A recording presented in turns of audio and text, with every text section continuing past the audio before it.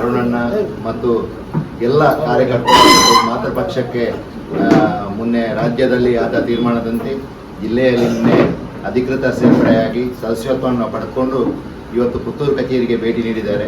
ಈ ಸಂದರ್ಭದಲ್ಲಿ ನಮ್ಮ ಒಟ್ಟು 2 ಮಂಡಲದ ಪದಾಧಿಕಾರಿಗಳು ಮತ್ತು ಇಲ್ಲಿ ಸೇರಿದಂಥ ಎಲ್ಲ ಕಾರ್ಯಕರ್ತರು ಕೂಡ ನಾವು ಒಟ್ಟಿಗೆ ದುಡಿದು ಮುಂದಿನ ಚುನಾವಣೆಯಲ್ಲಿ ನಮ್ಮ ಲೋಕಸಭಾ ಅಭ್ಯರ್ಥಿಯನ್ನು ಗೆಲ್ಲಿಸುವ ರೀತಿಯಲ್ಲಿ ಮತ್ತು ಮುಂದೆ ಕೂಡ ನಾವು ಒಟ್ಟಿಗೆ ಇದ್ದು ಎಲ್ಲ ಚುನಾವಣೆಯಲ್ಲಿ ಕೂಡ ನಾವು ಸಕ್ರಿಯವಾಗಿ ಪಾಲ್ಗೊಂಡು ಪಕ್ಷದ ಸಂಘಟನೆಯನ್ನು ಗಟ್ಟಿ ಮಾಡಿ ಈ ಜಿಲ್ಲೆಯಲ್ಲಿ ಏನು ಹಿರಿಯರು ಹೇಳಿದ್ದಾರೆ ಆ ದೃಷ್ಟಿಯಲ್ಲಿ ಇವತ್ತು ಬ್ರಿಜೇಶ್ ಚೌಟ ಅವರನ್ನು ಲೋಕಸಭಾ ಅಭ್ಯರ್ಥಿಯಾಗಿ ಕೊಟ್ಟಿದ್ದಾರೆ. ಅವರನ್ನು ನಾವು 4 ಲಕ್ಷಕ್ಕಿಂತಲೂ ಮೇಲ್ಪಟ್ಟು ಮತವನ್ನು ಪಡ್ಕೊಳ್ಳುವ ರೀತಿಯಲ್ಲಿ ನಾವು ಇಡೀ ಜಿಲ್ಲೆಯಲ್ಲಿ ನಮ್ಮ ಕಾರ್ಯಕರ್ತರು ಉತ್ಸಾಹದಿಂದ ಇದ್ದಾರೆ. ಅದೇ ರೀತಿ ಪುತ್ತೂರು ವಿಧಾನಸಭಾ ಕ್ಷೇತ್ರದಲ್ಲಿ ಕೂಡ ನಾವು ಕೂಡ ಉತ್ಸಾಹದಿಂದ ಕೆಲಸವನ್ನು ಮಾಡಿ ಎಲ್ಲರೂ ಒಟ್ಟಿಗೆ ಹೋಗಿ ಒಟ್ಟಿಗೆ ಸಂಘಟನೆಯನ್ನು ಮಾಡಿಕೊಂಡು ನಾವು ಸಮನ್ವಯವನ್ನು ಮಾಡಿಕೊಂಡು ಪುತ್ತೂರಲ್ಲಿ ಎಲ್ಲ ಕಾರ್ಯಕರ್ತರನ್ನು ಮುಂದಿನ ದಿನದಲ್ಲಿ ಒಟ್ಟಿಗೆ ಸೇರಿಸಿ ಒಂದು ಸಮಾವೇಶವನ್ನು ಮಾಡಿ ಅಲ್ಲಿಂದ ನಾವು ಚಾಲನೆಯನ್ನು ಕೊಡುವಂಥ ಕೆಲಸವನ್ನು ಮುಂದಿನ ದಿನದಲ್ಲಿ ಮಾಡಲಿಕ್ಕಿದ್ದೇವೆ. ಹಿರಿಯರ ಅಪೇಕ್ಷೆ ಮೇರೆಗೆ ಯಾವುದೇ ನಮ್ಮಲ್ಲಿ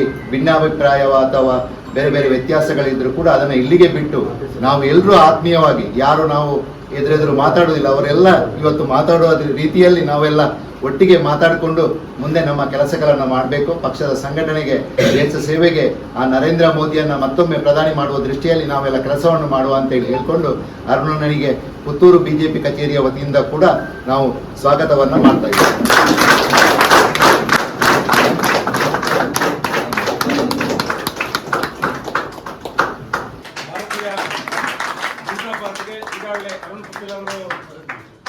ನಮ್ಮ ಜೊತೆ ಸೇರಿಕೊಂಡು ರಾಜ್ಯ ಹಾಗೂ ಜಿಲ್ಲಾ ಕಚೇರಿಗೆ ಭೇಟಿ ನೀಡಿ ಇವತ್ತು ಪುತ್ತೂರು ಮಂಡಲದ ಕಚೇರಿಗೆ ಭೇಟಿ ನೀಡಿದ್ದಾರೆ. ಈ ಸಂದರ್ಭದಲ್ಲಿ ಉಪಸ್ಥಿತರಂತಹ ಭಾರತೀಯ ಜನತಾ ಪಾರ್ಟಿಯ ಅಪೇಕ್ಷೆಗಳಿಗೆ ಅನುಗುಣವಾಗಿ ಪುತ್ತೂರಿನ ಇಡೀ ಜನತೆಯ ಒಂದು ಆಸೆ ಮತ್ತು ಆಕಾಂಕ್ಷೆಗಳು ಈಡೇರಿದೆ ಅಂತ ಹೇಳಲಿಕ್ಕೆ ನಾನು ಇಚ್ಛೆ ಪಡ್ತೇನೆ. ಜನ ನಮ್ಮನ್ನ ವಿಘಟನೆ ಆದಂತ ಸಂದರ್ಭದಲ್ಲಿ ಜನ ಅಪೇಕ್ಷೆ ಪಟ್ಟಿದ್ರು, ಒಂದು ಚುನಾವಣೆ ಸರಿ, ಮತ್ತೊಂದು ಚುನಾವಣೆಗೆ ನಾವೆಲ್ಲರೂ ಜೊತೆಯಾಗಿ ಸೇರಬೇಕು ಅನ್ನೋ ಅಪೇಕ್ಷೆಯನ್ನು ಆ ಮಾಲಿಂಗೇಶ್ವರನ ಆಶಯದಂತೆ ಇವತ್ತು ಸೇರಿದೆ ಮತ್ತು ಸೇರಿಕೊಂಡಿದೆ ಅಂತ ನಾನು ಹೇಳಿದ್ದೇನೆ. ನಮಗೆ ಅಭಿಮಾನ ಮತ್ತು ಅತ್ಯಂತ ಪ್ರೀತಿ. ನಮ್ಮೆಲ್ಲ ಕಾರ್ಯಕರ್ತರು ಮತ್ತೆ ಮಾತೃಪಕ್ಷಕ್ಕೆ ಬಂದು ನಮ್ಮ ಮನೆಯಲ್ಲಿ ಸೇರಿಕೊಂಡು ಭಾರತೀಯ ಜನತಾ ಪಾರ್ಟಿಗೆ ಯಾವುದೇ ಎದುರಾಳಿ ಇಲ್ಲ ಅನ್ನೋಂಥ ಮಾತನ್ನ ಮುಟ್ಟಿಸ್ತಾರೆ ಅನ್ನೋ ವಿಶ್ವಾಸದ ಮಾತು ನಮಗಿದೆ. ಈಗಾಗಲೇ ಜನರು ಕೂಡ ಆಡ್ಲಿಕ್ಕೆ ಶುರು ಮಾಡಿದ್ದಾರೆ. ನಾವೆಲ್ಲ ಈ ಎಲ್ಲ ಪ್ರಯತ್ನಗಳಿಗೆ ಭಾಗಿಯಾದಂತ ಎಲ್ಲ ಪ್ರಮುಖರು, ನಾನು ಯಾರ ಹೆಸರನ್ನು ಕೂಡ ಉಲ್ಲೇಖ ಮಾಡುವುದಿಲ್ಲ, ಎಲ್ಲ ಪ್ರಮುಖರು ಒಬ್ಬ ಸಣ್ಣ ಕಾರ್ಯಕರ್ತನಿಂದ ಹಿಡಿದು ಜಿಲ್ಲೆಯ ರಾಜ್ಯದ ಅಧ್ಯಕ್ಷರವರೆಗೆ ಪ್ರಯತ್ನಗಳು ಪಟ್ಟಿದ್ದಾರೆ. ಅದರಿಂದ ಅವರಿಗೆಲ್ಲರಿಗೂ ಕೂಡ ಪುತ್ತೂರಿನ ಒಬ್ಬ ಕಾರ್ಯಕರ್ತನಾಗಿ ನಮ್ಮೆಲ್ಲರ ಪರವಾಗಿ ಅವರಿಗೆ ಹೃದಯಪೂರ್ವಕವಾದಂತಹ ಕೃತಜ್ಞತೆ ಅಭಿನಂದನೆ ಸಲ್ಲಿಸಿದ್ದೇವೆ. ಈಗಾಗಲೇ ಚುನಾವಣೆ ಘೋಷಣೆ ಆಗಿದೆ. ಬ್ರಿಜೇಶ್ ಚೌಟ್ರ್ ಅಂತ ಒಬ್ಬ ಒಳ್ಳೆಯ ನಾಯಕತ್ವವನ್ನು ನಮಗೆ ಕೊಟ್ಟಿದ್ದಾರೆ. ನಳಿನ್ ಕುಮಾರ್ ಕಟೀಲ್ ಮಾಡಿರ್ತಕ್ಕಂಥ ಅನೇಕ ಸಾಧನೆಗಳನ್ನ ಮುಂದಿಟ್ಟುಕೊಂಡು ಸಂಘಟನೆಗೆ ಶಕ್ತಿ ಕೊಡುವಂತ ಕೆಲಸವನ್ನ ಇಡೀ ರಾಜ್ಯದಲ್ಲಿ ನಳಿನ್ ಕುಮಾರ್ ಮಾಡಿದಷ್ಟು ಬೇರೆ ಯಾರು ಮಾಡಲಿಲ್ಲ. ಅಂತವರ ಹಿರಿತನವನ್ನು ಇಟ್ಟುಕೊಂಡು, ಪಾರ್ಟಿಯ ಹಿರಿತನವನ್ನು ಇಟ್ಟುಕೊಂಡು ನಾವೆಲ್ಲರೂ ಕೂಡ ಮುಂದಿನ ಚುನಾವಣೆಯನ್ನ ಒಗ್ಗಟ್ಟಿನಲ್ಲಿ ಎದುರಿಸಬೇಕು. ಮತ್ತು ಈಗಾಗಲೇ ಉಲ್ಲೇಖ ಮಾಡಿದ್ರು ಅದನ್ನ ಏನಂದ್ರೆ ನಮ್ಮೆಲ್ಲ ವ್ಯವಸ್ಥೆಗಳು ಒಂದು ರೀತಿ ಪೂರಕವಾಗಿ ಜೋಡಣೆ ಆಗಬೇಕು. ನಮ್ಮ ವೈಮನಸ್ಸುಗಳನ್ನು ಎಲ್ಲವನ್ನ ಬಿಟ್ಟು ಪಾರ್ಟಿ ಕಚೇರಿಗೆ ಬಂದಿದ್ದೇವೆ. ಪಾರ್ಟಿ ಕಚೇರಿ ಬಂದ ಮೇಲೆ ನಾವು ಒಂದು ರೀತಿಯ ಮಾತೃಪಕ್ಷದ ದೇವಾಲಯಕ್ಕೆ ಬಂದಾಗಿ ಆ ದೇವಾಲಯದಲ್ಲಿ ನಾವು ಯಾವ ರೀತಿಯ ಸಂಸ್ಕಾರ ಮತ್ತು ಸಂಸ್ಕೃತಿ ಉಳಿಸಿಕೊಂಡು ಹೋಗುತ್ತೇವೆ ಅದನ್ನು ಮುಂದಿನ ದಿನಗಳಲ್ಲಿ ಪುತ್ತೂರಿನ ಜನತೆಗೆ ತೋರ್ಪಡಿಸುವಂತ ಕೆಲಸವನ್ನ ನಮ್ಮೆಲ್ಲ ಕಾರ್ಯಕರ್ತರು ಮಾಡಬೇಕು. ಆಗ ನಮಗೆ ನಿಜವಾದ ಗೌರವಗಳು ಬರುತ್ತೆ. ಅದನ್ನ ಎಲ್ಲೂ ಕೂಡ ಅಪವಾದ ಬಾರದ ರೀತಿ ಗೊತ್ತಾಗಿದೆ, ಸಂದೇಶಗಳು ಹೋಗಿದೆ. ಇನ್ನು ಅವರಿಗೆ ಉಳಿಗಾಲ ಎನ್ನುವುದಂತೂ ಸ್ಪಷ್ಟ ಇದೆ. ನಮ್ಮ ಯಾವುದೋ ಒಂದು ಕಾರಣಕ್ಕೋಸ್ಕರ ಶಾಸಕರಾಗಿದ್ದಾರೆ, ನಮಗೆ ಗೊತ್ತಿದೆ ಏನೆಲ್ಲ ಆಗಿದೆ ಅಂತ, ಅದ್ರ ಬಗ್ಗೆ ಉಲ್ಲೇಖ ಮಾಡ್ಲಿಕ್ಕೆ ಹೋಗುದಿಲ್ಲ. ಆದ್ರೆ ಜನತೆಗೆ ವಿಶ್ವಾಸ ಇದೆ ನಮ್ಮ ಮೇಲೆ, ಅತ್ಯಂತ ಗೌರವ ಕೂಡ ಇದೆ. ಅದನ್ನು ಉಳಿಸಿಕೊಳ್ಳುವಂತ ಮತ್ತು ಬೆಳೆಸಿಕೊಳ್ಳುವಂತ ಜವಾಬ್ದಾರಿ ನಮ್ಮಲ್ಲಿ ಇದೆ ಅನ್ನುವಂತ ಮಾತನ್ನು ಹೇಳ್ತಾ ಶುಭವನ್ನ ಹಾರೈಸ್ತಾ, ಅರುಣ್ ಕುಮಾರ್ ಪುತ್ತಿಲ್ರು ನಮ್ಮ ಜೊತೆ ಪೂರ್ತಿ ಇದ್ದುಕೊಂಡು ಎಲ್ಲ ಸಂಘಟನಾ ಪ್ರಮುಖರು, ನಾನು ವ್ಯಕ್ತಿಗತವಾಗಿ ಹೇಳಿದ್ರೆ ತುಂಬಾ ಹೆಸರಲ್ಲಿದ್ದಾರೆ. ಆದ್ರಿಂದ ಮಾರ್ತಾ ಇರ್ಬೋದು, ಉಮೇಶ್ ಅಣ್ಣ ಇರ್ಬೋದು, ಅನಿಲ್ ಇರ್ಬೋದು, ಬೊಮ್ಮನ್ ಪ್ರವೀಣ್ ಇರ್ಬೋದು, ಎಲ್ಲರೂ ಕೂಡ ಹಿರಿಯರಾದ ಶಶಾಂಕ್ ಕೋಟೇಜ್ ಇರ್ಬೋದು, ಎಲ್ಲರೂ ಕೂಡ ಒಂದೇ ಮನಸ್ಸಲ್ಲಿ ಏಕ ಮನಸ್ಸಲ್ಲಿ ನಮ್ಮೆಲ್ಲ ವ್ಯವಸ್ಥೆಗಳು ಜೋಡಿಸಿಕೊಳ್ಬೇಕು ಅನ್ನೋ ಮಾತನ್ನು ಹೇಳ್ತಾ ಶುಭವನ್ನ ಹಾರೈಸ್ತೇವೆ. ಇವತ್ತು ಈಗಾಗಲೇ ಉಲ್ಲೇಖವನ್ನ ಮಾಡಿದರು, ಲೋಕಸಭಾ ಚುನಾವಣೆ ದಿನಾಂಕ ಘೋಷಣೆಯಾಗಿದೆ. ಆ ಲೋಕಸಭಾ ಚುನಾವಣೆಯಲ್ಲಿ ಕಳೆದ 10 ವರ್ಷಗಳಲ್ಲಿ ಈ ರಾಷ್ಟ್ರದಲ್ಲಿ ಆಗಿರತಕ್ಕಂತಹ ಬದಲಾವಣೆಗಳು, ಯಾವ ಈ ಸಮಾಜದ ಕಟ್ಟ ಕಡೆಯ ವ್ಯಕ್ತಿಯ ಬದುಕಿಗೂ ಕೂಡ ಹೊಸ ಚೈತನ್ಯವನ್ನ ತುಂಬುತ್ತಾ ಈ ರಾಷ್ಟ್ರದ ಗೌರವವನ್ನ ಇಡೀ ವಿಶ್ವಕ್ಕೆ ಪ್ರಸರಿಸಿರತಕ್ಕಂತಹ ನರೇಂದ್ರ ಮೋದಿ ಇವರನ್ನ ಮುಂದಿನ 10 ವರ್ಷಗಳ ಕಾಲ ನಾವೆಲ್ಲ ಪ್ರಧಾನಿಯಾಗಿ ಮತ್ತೆ ಕಾಣಬೇಕು ಅಂತಕ್ಕಂಥ ಆಶಯದ ಅಡಿಯಲ್ಲಿ ಜೊತೆಗೆ ಸಾಗಬೇಕಾಗಿರ್ತಕ್ಕಂಥ ಮತ್ತು ಕೆಲಸವನ್ನ ನಿರ್ವಹಿಸಬೇಕಾಗಿರ್ತಕ್ಕಂಥ ಕಾಲಘಟ್ಟದಲ್ಲಿ ಬಂದು ನಿಂತಿದ್ದೇವೆ. ಒಂದಷ್ಟು ತಿಂಗಳುಗಳಿಂದ ಸಾಂದರ್ಭಿಕ ಸನ್ನಿವೇಶಕ್ಕೆ ಅನುಗುಣವಾಗಿ ಪುತ್ತೂರು ವಿಧಾನಸಭಾ ಚುನಾವಣೆಯಲ್ಲಿ ಸ್ಪರ್ಧೆ ಮಾಡತಕ್ಕಂಥ ಒಂದು ಸಂದರ್ಭ ಬಂದಿತ್ತು.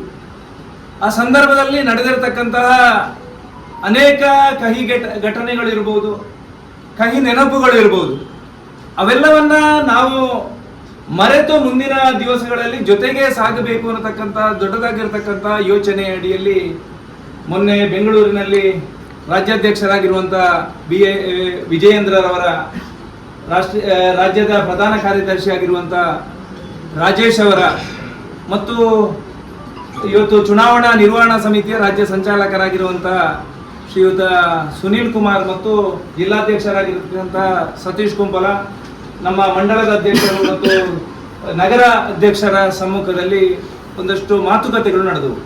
ಸುಮಾರು 10-12 ಬಾರಿ ನಾವೆಲ್ಲರೂ ಜೊತೆಯಾಗಿ ಸಾಗಬೇಕು ಅಂತಕ್ಕಂಥ ಜನರ ಮತ್ತು ಕಾರ್ಯಕರ್ತರ ಆಶಯದಂತೆ ಅನೇಕ ಸಭೆಗಳು ನಡೆದು ಕೊನೆಗೆ ಒಂದು ಪರಿಪೂರ್ಣವಾಗಿರತಕ್ಕಂಥ ವ್ಯವಸ್ಥೆಯ ಜೊತೆಗೆ ಸಾಗಬೇಕು ಅಂತಕ್ಕಂಥ ಯೋಚನೆ ಅಡಿಯಲ್ಲಿ ಪಕ್ಷದ ನಾಯಕರು ಕೊಟ್ಟಿರತಕ್ಕಂಥ ತೀರ್ಮಾನಕ್ಕೆ ಬದ್ಧರಾಗಿ ಯಾವುದೇ ರೀತಿಯ ಫಲಾಪೇಕ್ಷೆ ಇಲ್ಲದೆ ಇವತ್ತು ಪದಾಧಿಕಾರಿ ಆಗಬೇಕು ಅಥವಾ ಸ್ಥಾನ ಸಿಗಬೇಕು ಅನ್ನತಕ್ಕಂಥ ಯೋಚನೆಯನ್ನು ಬಿಟ್ಟು ಕಳೆದ ಸುಮಾರು 30-35 ವರ್ಷಗಳಲ್ಲಿ ಸಂಘಟನೆ, ಪಕ್ಷ, ಸಂಘದ ಕೆಲಸ ಕಾರ್ಯವನ್ನ ಜವಾಬ್ದಾರಿ ಇದ್ರೂ ಇಲ್ಲದಿದ್ರೂ ಕೂಡ ಪೂರ್ಣ ಪ್ರಮಾಣದಲ್ಲಿ ಮಾಡಿದ್ದೇನೆ ಅನ್ನತಕ್ಕಂಥ ವಿಶ್ವಾಸದ ಜೊತೆಗೆ ಇವತ್ತು ಯಾವುದೇ ರೀತಿಯ ಅಪೇಕ್ಷೆಯನ್ನು ಮಾಡದೆ ನಾನು ಭಾರತೀಯ ಜನತಾ ಪಕ್ಷದ ತತ್ವ ಸಿದ್ಧಾಂತಗಳನ್ನು ಒಪ್ಪಿಕೊಂಡು ಭಾರತೀಯ ಜನತಾ ಪಕ್ಷಕ್ಕೆ ಮೊನ್ನೆ ವಿಜೇಂದ್ರರ ಸಮ್ಮುಖದಲ್ಲಿ ನಾವೆಲ್ಲ ಸೇರಿದ್ದೇವೆ. ನಿನ್ನೆ ಔಪಚಾರಿಕವಾಗಿ ಮಂಗಳೂರಿನಲ್ಲಿ ಕಾರ್ಯಕ್ರಮಗಳು ಕೂಡ ನಡೆದಿದ್ದವು. ಇವತ್ತು ನಾನು ಹೇಳುವಂಥದ್ದು ಇಷ್ಟೇ, ನಮ್ಮಲ್ಲಿ ಯಾವುದೇ ರೀತಿಯ ಕಾರ್ಯಕರ್ತರ ಜೊತೆಗೆ ಒಂದಷ್ಟು ಭಿನ್ನಾಭಿಪ್ರಾಯಗಳು ಇರಬಹುದು, ಆದರೆ ಇವತ್ತು ಪಕ್ಷಕ್ಕೋಸ್ಕರ ಕೆಲಸ ಮಾಡಿರ್ತಕ್ಕಂತಹ ಶ್ಯಾಮ್ ಪ್ರಕಾಶ್ ಮುಖರ್ಜಿ ಇರ್ಬೋದು, ದೀನ್ ದಯಾಳ್ ಉಪಾಧ್ಯಾಯರು ಇರ್ಬೋದು, ಇವತ್ತು ಅಟಲ್ ಬಿಹಾರಿ ವಾಜಪೇಯಿ ಅವರ ಆ ಯೋಚನೆಗಳನ್ನ ಇವತ್ತು ನಾವೆಲ್ಲ ಸಾಕಾರಗೊಳ್ಬೇಕಾಗಿರ್ತಕ್ಕಂಥ ಅವಶ್ಯಕತೆ ಇದೆ. ದೇಶದಲ್ಲಿ ನಡೆದಿರ್ತಕ್ಕಂಥ ಅನೇಕ ರೀತಿಯ ಬೆಳವಣಿಗೆಗಳು ಈ ರಾಷ್ಟ್ರದ ಗೌರವವನ್ನು ಅತ್ಯಂತ ಎತ್ತರಕ್ಕೆ ಕೊಂಡೊಯ್ದಿದೆ. ಇನ್ನು ಬರುವ ವರ್ಷ ರಾಷ್ಟ್ರೀಯ ಸ್ವಯಂ ಸೇವಕ ಸಂಘಕ್ಕೆ 100 ವರ್ಷ ಆಗತಕ್ಕಂತಹ ಸಂದರ್ಭ.